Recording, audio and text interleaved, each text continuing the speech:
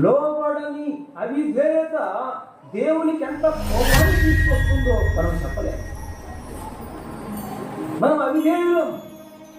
ఒక్క విధానంలో మనం లోబడే మనసు కాదు మనది. ఒక్కసారిగా దేవుని మాటలు నేను ఒక మాట ఆలోచన చేస్తా. ఎన్ని దెబ్బలు కొడితే మనం లోబడాలా? దేవుడు ఒక్కదానికి లోబడతామా అంటే లోబడతామా? అంత ఈజీగా లోబడతామా? నేను ఆలోచన చేశా. ఎన్ని దెబ్బలు పడాలా మనం లోబడాలంటే దేవునికి?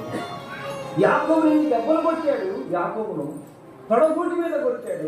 ఎన్ని సాధనాలు వాడాడు యాకోబుకి లోబడటానికి. ఇంకా ఎన్ని దెబ్బలు కొట్టాలని నువ్వు లోబడటానికి? దేవుడికి వ్యాధులతో కొడుతున్నాడు, సమస్యలతో కొడుతున్నాడు, ఇబ్బందులతో కొడుతున్నాడు. ఎన్ని కొట్టినా డోంట్ కేర్. నువ్వు కొట్టుకుంటూనే ఉండి నేను లోపడను. ఇది మానవ తత్వం.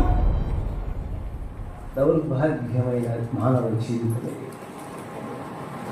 నువ్వు పడతనే ఉండి నేను లోపడను. నేను అంతకి లోపడతానా? లోపడను. ఇదేనండి అవిధేయత.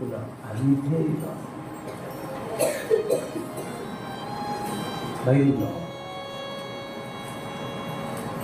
ఆదామవ్వలు అవిధేయత వల్లే ప్రసవ వేదన హెచ్చించబడింది.